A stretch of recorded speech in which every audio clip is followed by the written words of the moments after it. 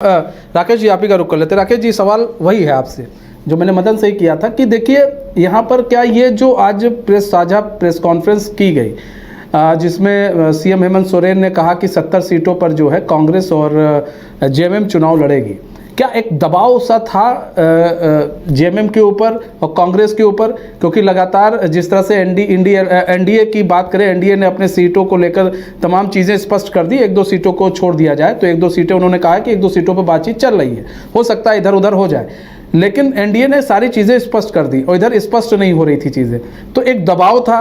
और जिस तरह से लगातार बीजेपी में बैठक चल रही थी, उसको देखते हुए भी एक दबाव था कि लोगों के मन में एक संदेश सही नहीं जा रहा है, लोगों के मन में ये जा रहा है कि अभी क्या इनके बीच में सही चल रहा है मामला कि नहीं सही चल रहा है।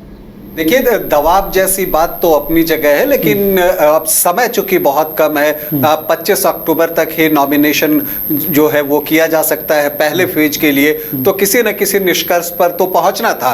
और इसके लिए जो आप कहते हैं कि ये प्रयास शुरू हो गए थे कांग्रेस और जेएमएम के बीच, जो है इससे पहले भी चर्चाएं इसे लेकर जो है वो होती रही हैं। जबकि जब तेजस्वी यादव आ गए तो आरजेडी भी उसमें शामिल हो गया, तेजस्वी यादव ने भी अपनी बातें जो है वो रखी हैं। तो अब जब एक आंकड़ा आ रहा है 70 सीटों का, जिसमें कि जेएमएम और कांग्रेस है, तो ये आंकड़ा इस मामले में दिलचस्प है कि पिछली बार 43 सीटों पर जेएमएम चुनाव लड़ रहा था और 31 सीटों पर कांग्रेस, मतलब कि इन दोनों ने मिलकर 74 सीटें पर जो है वो चुनाव लड़ी थी।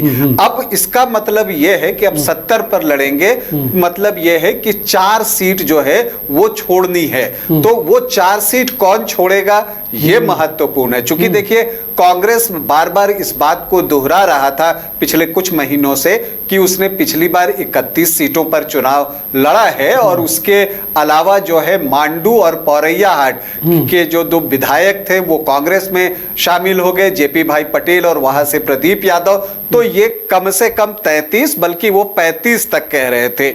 लेकिन अब जो स्थिति बन रही है उसमें ये नहीं दिख रहा है कि कांग्रेस जो है वो 33 सीटों पर चुनाव लड़ेगी, क्योंकि अगर कांग्रेस 33 सीटों पर चुनाव लड़ती है तो जेएमएम को 37 सीटों पर चुनाव लड़ना पड़ेगा। तो इसलिए अब ये चीजें तो दिखती नहीं हैं कि ऐसा होगा, और ना ये दिखती है कि कांग्रेस 31 पर लड़े और फिर जो है इसके सीटों की संख्या जो है वो कम हो जाए, वो 40 सीटों के आसपास आ जाए। तो ये भी जो है होने वाला नहीं है कि जेएमएम 39 सीटों पर आकर चुनाव लड़ेगा। तो अब कौन कितनी सीटें छोड़ सकता है? तो देखिए, अगर आप ध्यान दें तो जो कांग्रेस है उसका आप एक भवनाथपुर की सीट है, जहां वो पिछली बार चौथी पोजीशन पर रहा था और उसे सिर्फ 4.26% मत आए थे। तो इसका मतलब वो सीट तो उसके हाथ से गई है। इसके अलावा जो है विश्रामपुर में भी कांग्रेस चौथी पोजीशन पर था, हालांकि उस सीट पर अभी भी सस्पेंस जो है वो बना हुआ है। और इसके अलावा मुझे लगता है कि सिमरिया की सीट भी जेएमएम जो है वो कांग्रेस से ले सकता है। जहां तक अगर आप जेएमएम की बात कीजिए तो जो धनवार की सीट है, मुझे लगता है कि जेएमएम वो जो है माले के लिए छोड़ सकता है सीपीआईएमएल के लिए, क्योंकि यहां उसके पास जो है अच्छे प्रत्याशी हैं राजकुमार यादव के रूप में। इसके अलावा बगोदड़ की सीट है जो कि माले के फोल्डर में जाएगा, वहां से विनोद सिंह विधायक हैं, तो ये सीट कांग्रेस के पास थी, तो कांग्रेस को ये सीट छोड़नी पड़ेगी,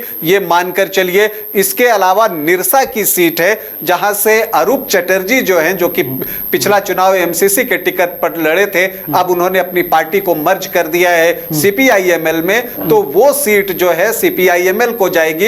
अरूप चटर्जी लड़ेंगे तो वो सीट भी जेएमएम को छोड़नी पड़ेगी। और फिर सिंदरी सीट की बात आती है, जहां आनंद महतो जो है जब से झारखंड बना है एमसीसी के टिकट पर चुनाव लड़ते रहे, कभी जीते नहीं, लेकिन हर बार दूसरी पोजीशन पर रहे हैं, तो अब उनके बेटे बबलू महतो के लिए वहां पर सीट जो है वो चाहिए थी। तो मुझे लगता है सिंदरी सीट से भी जेएमएम को हाथ धोना पड़ेगा और वो सीट भी उनको सीपीआईएमएल के लिए छोड़ना होगा। तो सीपीआईएमएल की 4 सीटें कौन सी होंगी ये ऑलमोस्ट आप कंफर्म मानकर चलिए। वो सीटें होंगी बगोदड़, धनवार होगी, निरसा होगी और सिंदरी होगी।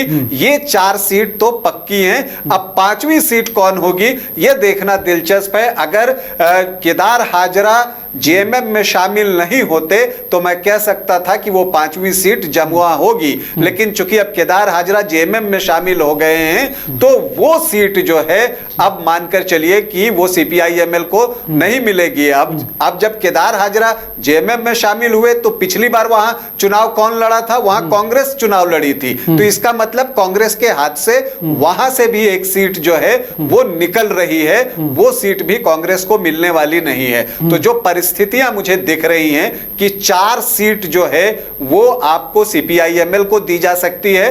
और ऐसे तो विचार ये था कि आरजेडी को 5 से 6 सीट ही दी जाएगी, लेकिन चूंकि तेजस्वी यादव खुद रांची आ गए थे तो मुझे लगता है कि जो उसे 7 सीटें मिली थी उसे वो बचाए रखने में कामयाब हो सकता है, जिसमें 6 सीट तो पक्की हैं, देवघर, गोड्डा, कोडरमा, छतरपुर, हुसैनाबाद और चतरा। ये सीटें जो है आरजेडी के लिए आप कंफर्म मानकर चलिए। बरकट्ठा एक ऐसी सीट है जो कि अब आरजेडी को नहीं दी जाएगी।